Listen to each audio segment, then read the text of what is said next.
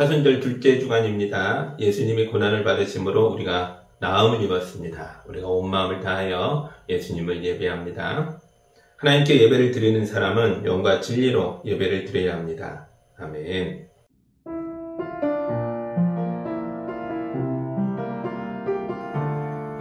죄인을 불러 거룩한 교회로 만드신 하나님 아버지, 십자가의 고난이 부활의 영광을 만들었음을 기억하며 우리 주님을 예배합니다. 사순절 기간 동안 우리에게 은혜를 주셔서 십자가에 묻은 예수님의 피가 우리의 혈관을 타고 흐르게 하여 주옵소서. 우리에게 성령을 부어주셔서 우리도 예수님의 발자국을 쫓아가는 제자로 살게 하여 주옵소서. 평화의 왕이신 예수님의 이름으로 기도합니다. 아멘. 사도신경으로 우리의 신앙을 함께 고백하겠습니다. 나는 전능하신 아버지 하나님, 천지의 창조주를 믿습니다. 나는 그의 유일하신 아들, 우리 주 예수 그리스도를 믿습니다. 그는 성령으로 잉태되어 동정녀 마리아에게서 나시고 본디오 빌라도에게 고난을 받아 십자가에 못 박혀 죽으시고 장사된 지 사흘 만에 죽은 자 가운데서 다시 살아나셨으며 하늘에 오르시어 전능하신 아버지 하나님 우편에 앉아 계시다가 거기로부터 살아있는 자와 죽은 자를 심판하러 오십니다. 나는 성령을 믿으며 거룩한 공교회와 성도의 교제와 죄를 용서받는 것과 몸의 부활과 영생을 믿습니다. 아멘.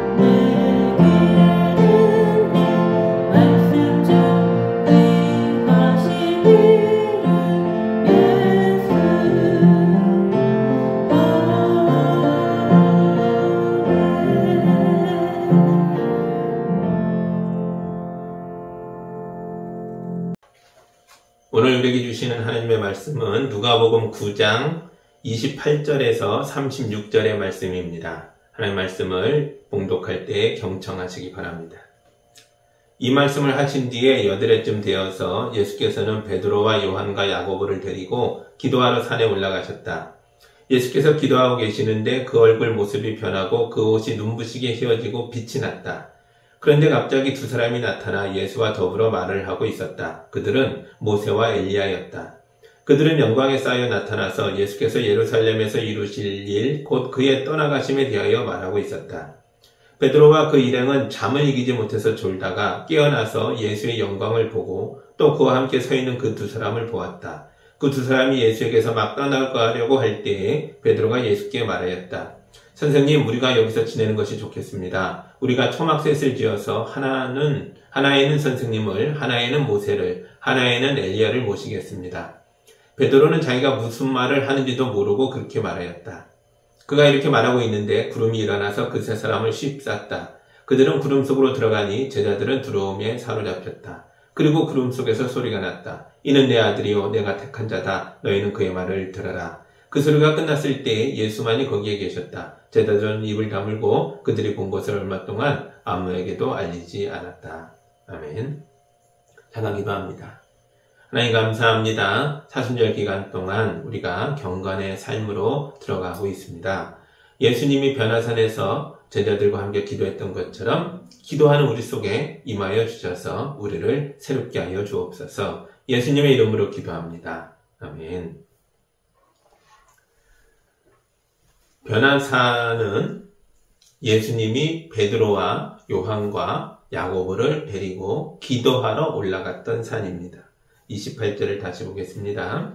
이 말씀을 하신 뒤에 여드레쯤 되어서 예수께서는 베드로와 요한과 야고보를 데리고 기도하러 산에 올라가셨다. 아멘. 한 줄짜리 짧은 구절이지만 28절은 다양한 생각거리들을 던져주고 있습니다. 가장 먼저 생각해 봐야 할 건 앞에서 예수님이 하신 말씀이 뭐냐 하는 겁니다. 이 말씀을 하신 뒤에 라고 이렇게 말하잖아요. 강조하고 있잖아요. 앞에서 무슨 말씀을 하셨기에 이 말이 반복되나 생각해 봐야겠죠. 두 번째 생각해 봐야 할 건 12제자들이 있는데 왜 베드로와 요한과 야고보만 데리고 이 산에 올라가셨냐 하는 것입니다. 세 번째 생각해 봐야 할 건 기도는 어디서나 할 수 있는데 예수님이 집에서도 하셨고 빈들에서도 하셨던 장면이 성경에 있잖아요. 그런데 왜 이번에는 어렵게 험하고 높은 산에 올라가서 기도하셨냐 하는 거죠. 이 세 가지 질문은 사실 하나로 연결되어 있습니다. 그 하나가 무엇인지 보겠습니다. 먼저 예수께서 앞에서 하셨던 말씀입니다. 22절을 제가 읽겠습니다. 말씀하셨다. 인자가 반드시 많은 고난을 받고 장로들과 대제사장들과 율법학자들에게 배척을 받아 죽임을 당하고서 사흘날에 살아나야 한다. 아멘. 예수님이 앞에서 하셨다는 말씀은 자기 십자가에 대한 말씀이었다는 거죠. 예수님은 예루살렘에서 고난을 받고 배척을 받아 죽임을 당하게 될 것입니다. 그리고 3일 만에 부활하실 겁니다. 이것은 우리가 이미 알고 있는 십자가의 사건입니다. 그런데 예수님의 말씀이 자기의 십자가에 대한 이야기로 끝나지 않았습니다. 예수님이 십자가에 대한 말씀을 하신 다음에 이어지는 다음 말씀이 있습니다. 23절을 읽어드리겠습니다. 그리고 예수께서 모든 사람에게 말씀하셨다. 나를 따라오려는 사람은 자기를 부인하고 날마다 자기 십자가를 지고 나를 따라오너라. 아멘. 예수님은 자기를 따라오는 모든 사람에게도 각자 자기 몫에 자기 십자가가 있다. 이렇게 말씀하셨습니다. 그러니까 베드로는 베드로만의 십자가가 있고 요한은 요한만의 십자가가 있고 야고보도 야고보만의 자기 십자가가 있는 거죠. 물론 12제자도 모두 각자 자기만의 십자가가 있었습니다. 그런데 왜 그들 모두가 아니라 베드로와 요한과 야고보만 데리고 산에 가십니까? 왜냐하면 이 세 사람이 짊어지는 십자가는 앞으로 우리 모두가 짊어져야 하는 십자가들의 본보기이기 때문입니다. 베드로의 십자가가 뭐였습니까? 베드로는 교회를 지키는 십자가였습니다. 베드로는 예루살렘 교회와 세계 열방에 세워진 교회와 마지막에는 로마의 교회를 지키다가 십자가에 거꾸로 달려 죽었습니다. 야고보는 순교의 십자가였습니다. 야고보는 12 제자 중에서 가장 먼저 순교합니다. 요한은 신앙을 다음 세대로 전해주는 십자가였습니다. 다른 제자들이 다 순교했지만 요한은 끝까지 살아남아서 제자들을 키워냈습니다. 요한은 요한복음과 요한계시록을 기록해서 예수님의 이야기와 하나님 나라에 대한 비전을 다음 세대의 마음속에 깊이 새겨주었습니다. 십자가는 갑자기 아무 때나 아무렇게나 질 수 있는 게 아닙니다. 예수님도 십자가를 짊어지기 위하여 매일 기도하셨습니다. 베드로와 요한과 야고보도 기도해야 각자 자기 몫의 사명을 감당할 수 있는 거죠. 그래서 예수님은 특별히 험하고 높은 산꼭대기까지 올라가셔서 특별하고 비상하게 기도해야 한다는 걸 보여주려고 하는 겁니다. 예수님과 제자들은 지금까지 핍박도 없고 평온한 상태에서 복음을 전하고 말씀을 가르쳐 오셨거든요. 그런데 이 변화산 사건 이후부터는 상황이 급격하게 달라질 겁니다. 이제부터는 기도하지 않고서는 견뎌낼 수 없을 만큼 극심한 일들이 벌어지게 될 것입니다. 우리가 예수님을 믿을 때도 비슷합니다. 처음 예수님을 믿을 때에는 하나님이 너무 좋고 교회도 좋고 성도의 교제도 좋고 예배도 좋고 다 좋죠. 그런데 내가 이제부터 정말 그리스도인이 돼야겠구나. 하나님의 자녀가 돼야 되겠구나. 제대로 살아봐야겠구나. 결심하고 나아가면 그때부터 많은 게 어려워지는 걸 경험하게 됩니다. 처음에는 웬만하면 다 괜찮거든요. 약간 거짓말을 하고 삶에 좀 흠이 있고 그래도 다 괜찮다는 거예요. 또 이런 이상한 행동들을 해도 다 괜찮대요. 하나님은 크게 문제 삼지 않고요. 교인들도 많이 봐줍니다. 그런데 신앙에 깊이 들어와서 이제 진짜 그리스도인이 되어보자. 하나님 백성으로 살아보자. 제대로 예수 믿어보자.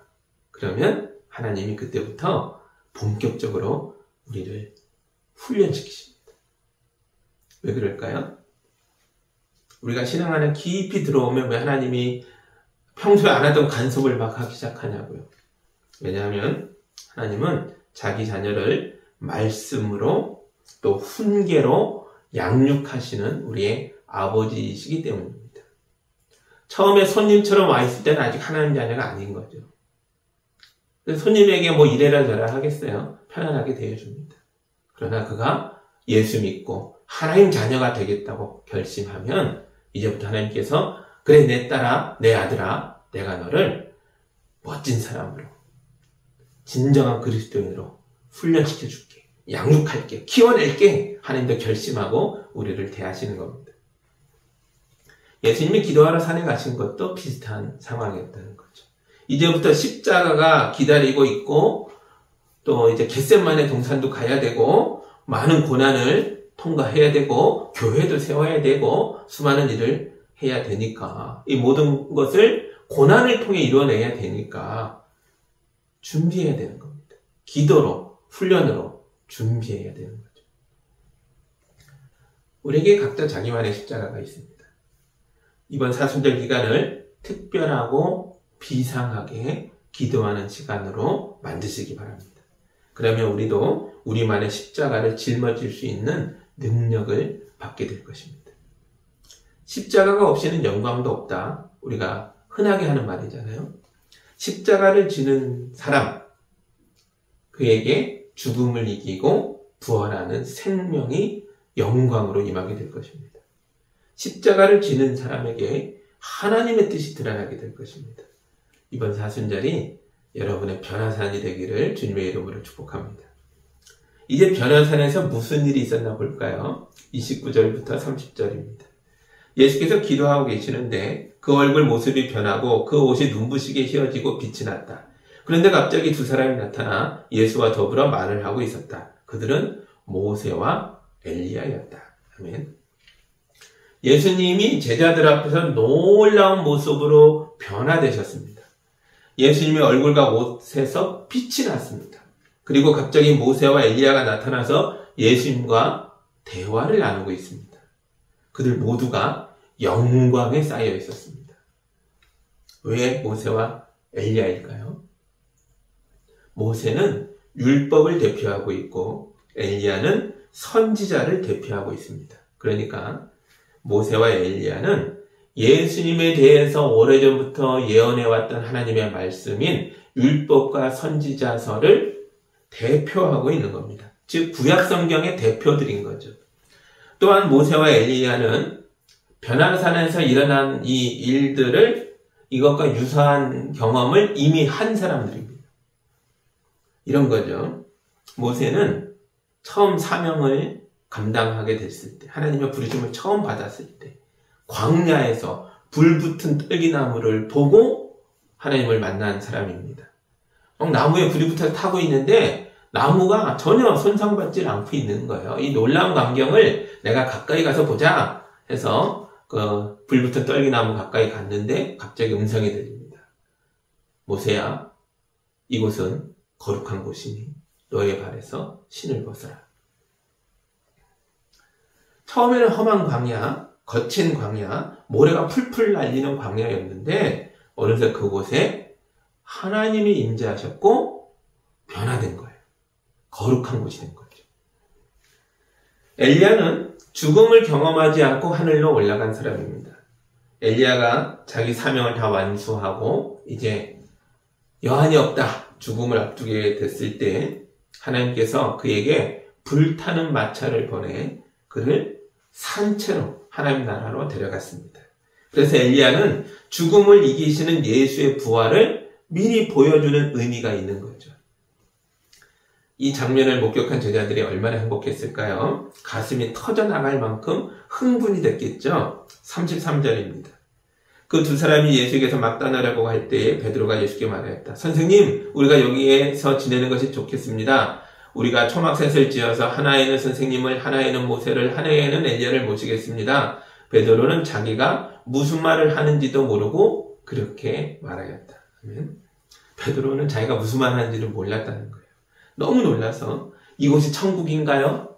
우리가 여기서 살아야 되나요? 제가 이곳에 집을 지을까요? 말도 안 되는 말들을 횡설수설 하고 있습니다. 지금까지 베드로의 믿음은 머릿속에 있었거든요. 그러나 믿음이 말로만 끝나면 안 된다는 걸 경험하고 있습니다. 믿음은 우리를 엄청난 사건 속으로 인도해 가거든요. 예수님은 하나님의 아들이겠지, 이분을 잘 따라봐야지, 그럼 새로운 세상이 오겠지, 그렇게만 막연했던 게 아니었다는 거죠.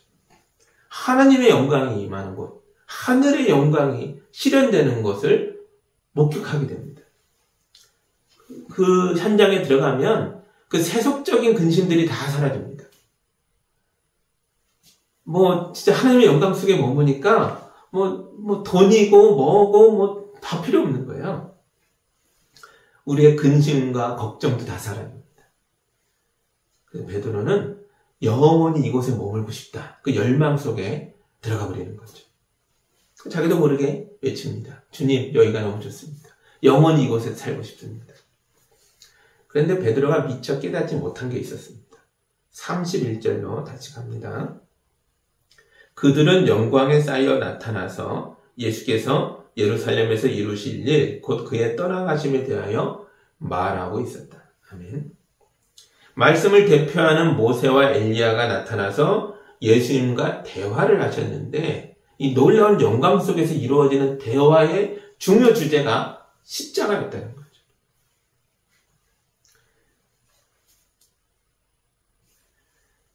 이들이 나눈 대화는 계속해서 예수님이 예루살렘에 가셔서 고난을 받고 죽게 될 것에 대해서 나누고 있었습니다. 베드로가 영원히 머물고 싶다라고 고백했던 하나님 나라는 예수의 십자가를 통해 우리에게 주어지는 나라였다는 거죠. 베드로가 왜 이걸 몰랐을까요? 그저 왜 지금 이 순간에 황홀병에 빠져서 십자가는 상상도 못하고 있을까요? 32절입니다. 베드로와 그 일행은 잠을 이기지 못해서 졸다가 깨어나서 예수의 영광을 보고 또 그와 함께 서 있는 그 두 사람을 보았다. 베드로와 요한과 야고보가 잠을 이기지 못해서 졸았습니다. 그래서 그들은 예수님의 얼굴과 옷이 변하는 순간을 보지 못했고, 모세와 엘리야가 나타나는 순간도 보지 못했고, 그들이 예수님의 십자가에 대해서 나누던 대화도 듣지 못했습니다. 그러다가 누가 코를 골았는지 뭐 어쨌는지 깜짝 놀라서 깨어보니까 눈앞에 엄청난 일들이 벌어져 있는 거예요. 그래서 그들은 너무 놀라서 횡설수설하기 시작한 거죠. 물론 앞으로 언젠가는 베드로도 십자가의 죽음과 부활을 이해하게 될 것입니다. 그러나 지금은 몰랐다고요. 이 놀라운 영광을 보고 그 속에 들어가서 너무 기쁘고 가슴이 터질 것 같은 벅참을 느꼈어도 아직 십자가를 이해하지 못하고 있다고요. 언제 이걸 알게 될까요? 성경은 베드로가 부활하신 예수님을 만났을 때 비로소 알았다, 이렇게 말해주고 있습니다. 베드로만이 아니죠. 엠마오로 내려가던 두 제자가 있지 않습니까? 그들이 십자가와 부활의 사건을 언제 합니까? 엠마오로 가다가 부활하신 예수님을 만나고 나서야 비로소 합니다. 모든 제자들이 그랬다는 거죠.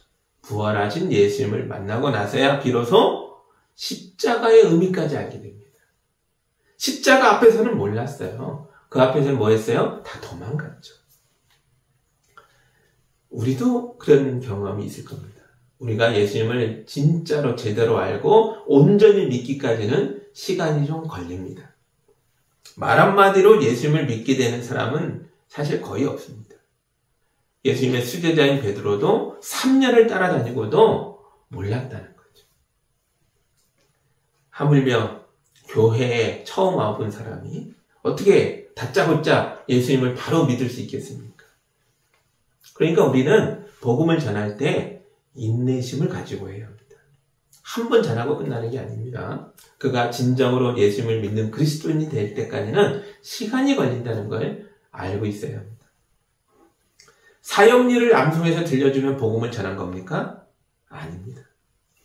복음은 말과 글로만이 아니라 우리 그리스도인들의 행동과 실천으로도 드러나 보여져야 하는 것입니다. 우리를 통해 계속 경험되어야 하는 것입니다. 한 번이 아닙니다. 우리가 보여주는 실천의 핵심이 뭘까요? 바로 교회입니다. 교회는 예수의 이름 위에 세워져 있습니다. 그래서 교회를 알면 알수록 결국 예수님을 알게 되는 것입니다. 어떻게 예수님을 꾸준히 보고 듣고 경험할 수 있습니까? 교회가 있기 때문입니다. 교회에 꾸준히 와서 예배드리고 기도하고 교인들과 교제하면서 이런 경험이 쌓여 나갈 때 언젠가 잠에서 깨듯이 예수님이 깨달아지고 믿어지고 보이게 되는 것입니다. 우리가 창립 19주년 음악회를 얼마 전에 가졌습니다. 그날 가족과 이웃과 친구들을 초청했는데요. 그분들이 와서 무슨 말을 했습니까? 너무 좋았다. 진짜 좋았다. 감동이다. 이런 말을 했습니다. 이 좋은 경험이 베드로가 경험했던 변화산의 경험인 거죠. 그게 한 번으로 끝나서는 안 됩니다. 교회 와서 꾸준히 주님과 만나고 하나님의 은혜를 경험하면서 우리가 새로운 세계를 온전하게 누리게 되는 것입니다. 제가 우리 교회 부임하고 얼마 안 됐을 때 이 지역 주민들을 만날 기회가 있었습니다. 그분들과 대화를 나눌 때 이분들이 교회에 대해서 굉장히 많이 궁금해 하시더라고요. 많은 질문을 했습니다. 천주교와 개신교는 뭐가 다르냐, 또 교회들 보면 그 감리교도 있고 장로교도 있고 이런데 뭐 이렇게 다양하냐, 또 이런 질문도 누가 하셨어요. 교회 재산은 누구 거냐, 헌금을 성도들이 하는데 그거 다 목사가 다 갖는 거냐. 하여튼 별 얘기를 다 물어보셔서 제가 아주 성심성의껏 대답해 줬습니다. 세상 사람들이 교회에 무관심한 게 아닙니다. 진짜 많이 궁금해합니다. 너무너무 알고 싶어합니다. 근데 이거를 설명해 주는 사람이 없었다는 거죠. 이분들 중에 한 분은 이런 얘기도 하셨어요. 자기 아주 친한 친구가 어느 교회에 이렇게 장로인데 30년 이상을 알고 지낸 진짜 좋은 친구인데 단 한 번도 자기에게 교회가 뭔지, 기독교가 뭔지를 설명해 준 적이 없다는 거예요. 왜 그랬을까요? 이해가 되시죠? 이게 설명이 쉽지 않잖아요. 그래서 이 장로님도 친구에게 말하기가 좀 어렵고 있다는 걸 우리가 이해할 수 있을 거예요. 신앙생활을 오래 했어도 나는 예수님을 믿고 있지만 다짜고짜 너도 예수 믿으라 이렇게 말하기가 어렵죠. 이 복음을 전하는 게 굉장히 어렵습니다. 잘못 전하면 어색해질 수도 있고 오래된 우정이 깨질 수도 있습니다. 어떻게 해야 합니까? 어떻게 해야 돼요? 그래서 기도하면서 삶으로 복음이 전해지기를 간절히 바라면서 친구의 마음이 열리기를 바라면서 오랜 시간 노력하셨겠죠. 그런데 제가 이 경험을 통해서 느껴진 게 있어요. 무엇부터 말해주어야 하는가라는 걸 알게 됐습니다. 예수 믿어라! 그 말 하기 전에 기독교가 뭔지를 설명할 수 있습니다. 굉장히 궁금해 하시거든요. 우리가 장로교면 왜 장로교인가? 또 교회가 왜 존재하는가? 교회는 무슨 일을 하는 것인가? 이런 것들은 얼마든지 설명해 줄 수 있습니다. 우리 교회가 하는 활동들에 대해서 말해 줄 수 있는 거죠. 그런데 굉장히 재밌어 합니다. 귀담아 들으려고 합니다. 그리고 한 번씩 보여주는 거죠. 음악회를 하든 여러 가지 잔치를 열고 초청해서 교회가 얼마나 아름다운 곳인지를 보여주는 거죠. 때로는 우리 가족이나 우리 자녀 중에서도 예수님을 믿는 게 너무 어렵다라고 말하는 분도 있어요. 윽박 지르지 마십시오. 우리가 해야 할 일은 베드로가 어떻게 예수 믿게 됐는지를 생각해 보는 겁니다. 매일 예수님과 동행했던 베드로도 예수님의 십자가와 부활을 제대로 이해하기까지는 오랜 시간이 걸렸는데 하물며 우리 자녀들이겠습니까? 자녀들의 마음을 먼저 이해해 주십시오. 그리고 우리가 뭘 해야 돼요? 교회가, 자녀들이 예수님을 경험해야 하는 이 교회가 또 가고 싶은 곳, 즐거운 곳, 행복한 곳이 되도록 여건을 만들어 줘야죠. 어쨌든 간에 교회에 붙어 있으면 결국은 예수님을 온전히 만나고 깨달을 수 있게 되는 날이 올 것입니다. 그 날이 올 때까지 우리 어른들이 할 일이 이거죠. 예수님의 교회를 그런 교회로 만들어 줘야 되는 거죠. 제자들에게 그런 날이 왔습니다. 오늘 본문에 보면 예수님이 제자들을 데리고 산에 올라가셨잖아요. 그리고 제자들이 보는 앞에서 영광스럽게 변한 모습을 보여주셨습니다. 그리고 놀라운 일이 계속 반복되고 있죠. 모세와 엘리야가 나타납니다. 예수님이 그들과 함께 대화를 나눕니다. 이 산의 이름이 뭡니까? 변화산이라고 부르는데 이게 실제 이름이 아니죠. 이 산에 대한 진짜 이름은 아무도 모릅니다. 산의 이름이 알려지지 않은 게 참 다행입니다. 왜냐하면 우리 한국 사람 같은 경우는 무슨 산이 그런 산이더라 하면은 영험한 산이라고 해서 길을 쓰고 그 산을 우상 숭배하는 장소처럼 만들려고 하거든요. 복음서의 기자들은 산 이름에 관심이 없었습니다. 대신 이 산에서 무슨 일이 있었나에 집중하고 있습니다. 이게 우리에게 참 다행입니다. 왜냐하면 이름 없는 이 변화산, 그러나 이 놀라운 사건이 일어나는 변화산이 우리 모두에게 이제 존재할 수 있게 됐으니까요. 꼭 그 산에 가야 되는 게 아닙니다. 교회가 우리의 변화산입니다. 또 이 사순절 기간이 우리의 변화산입니다. 너무 신령한 산, 신령한 장소 쫓아다니지 마십시오. 교회가 우리의 변화산입니다. 이 산에서 예수의 얼굴과 옷이 변했습니다. 실제로 얼굴과 옷이 변한 게 아니라 예수 안에서 일어난 놀라운 변화가 밖으로 뿜어져 나온 것이라고 저는 생각합니다. 예수 안에서부터 변화가 시작됐습니다. 사실은 변화도 아니죠. 예수님이 인간의 모습 속에 감추고 있던 하나님의 아들 되심을 드러내 보여주셨습니다. 다 보여주기를 원하셨습니다. 그래서 예수 안에서 솟구치는 하나님 아들됨의 영광이 이 인간의 얼굴과 인간의 옷이 받아내지 못하고 반사하고 뿜어져 나오는 통로가 되고 있는 거죠. 빛이 뚫고 나오니까 옷이 빛나고 하얘져 보이는 거죠. 이 장면을 통해서 이 누가복음이 말하고자 하는 게 뭡니까? 예수님은 진실로 하나님의 아들이시다 하는 것입니다. 35절 보겠습니다. 그리고 구름 속에서 소리가 났다. 이는 내 아들이요 내가 택한 자다. 너희는 그의 말을 들어라. 아멘. 하나님은 예수님을 사랑하신다라고 말씀하고 있습니다. 이 말씀은 그냥 한 게 아니죠.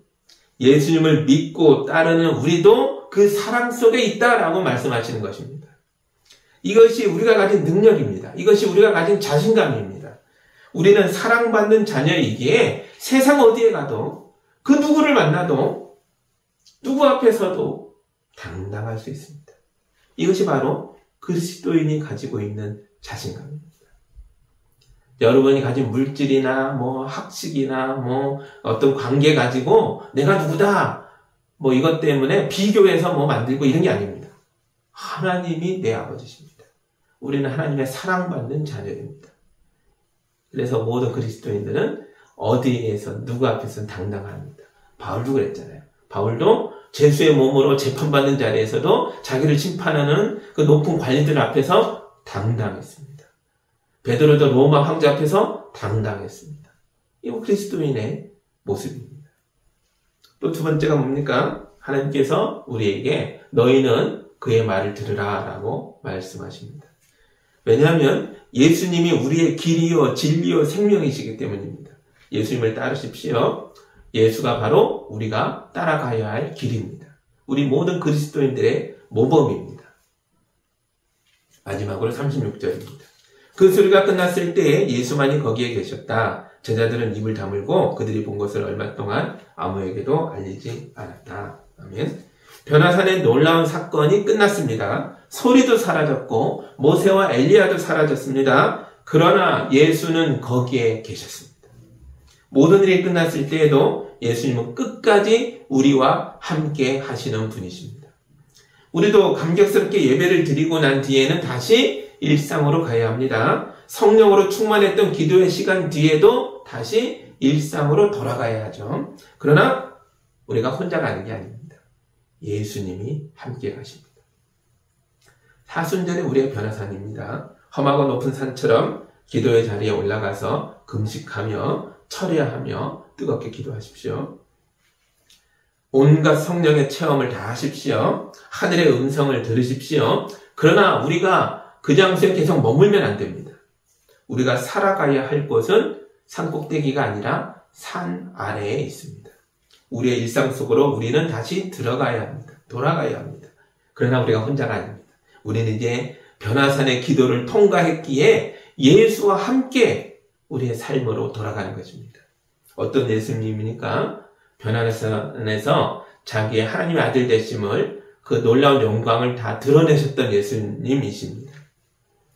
우리에게 이 변화산의 체험이 있었기 때문에 우리는 예수님을 온전하게 믿을 수 있게 됐습니다. 우리는 예수님과 함께 일상의 모든 도전들을 이기고 승리하게 될 것입니다.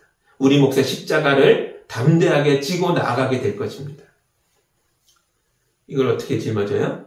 예수님이 함께 하시기 때문에 예수님의 은혜 속에서 짊어지는 것입니다. 사순절의 고난을 통해서 예수님을 만나고 경험하십시오. 그리고 예수님 손을 잡고 여러분의 일상 속으로 돌아가십시오. 예수님과 함께 승리하는 성도들이 다 되시기를 우리 주님의 이름으로 축복합니다. 아멘. 기도하겠습니다. 하나님 감사합니다. 사순절 기간이 우리의 변화사님을 깨닫게 하시니 감사합니다. 우리가 이 40일 동안 금식하고 철야하고 기도하며 경건하게 주님 앞으로 나아갑니다. 이 모든 시간들을 통해서 하늘의 영광을 보게 하시고 하늘의 음성을 듣게 하시고 성령으로 충만해지게 하여 주옵소서. 그래서 담대하게 우리의 일상 속에서 나의 십자가를 짊어지고 승리하는 주의 백성들 되게 하여 주옵소서. 우리의 능력만으로 다 못합니다. 하나님의 사랑이 우리에게 임해야 합니다. 예수님이 우리와 동행해야 합니다. 주여 우리와 함께하여 주옵소서. 예수님의 이름으로 기도합니다. 아멘.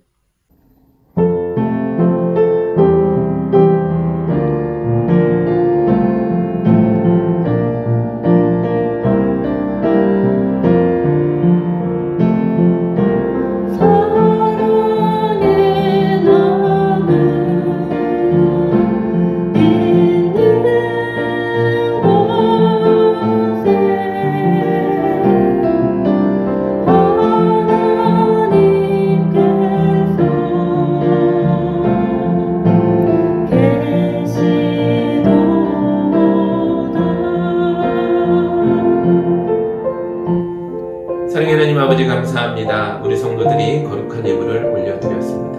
이 귀한 예물이 쓰이는 곳마다 주님의 영광이 드러나고 생명이 살아나고 예수의 몸인 교회가 건강하게 세워지게 하셔서 우리의 자녀들과 다음 세대와 모든 이웃들도 구원받게 하여 주옵소서.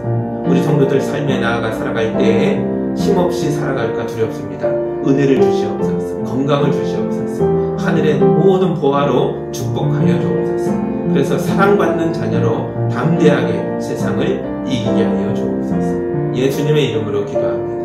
아멘.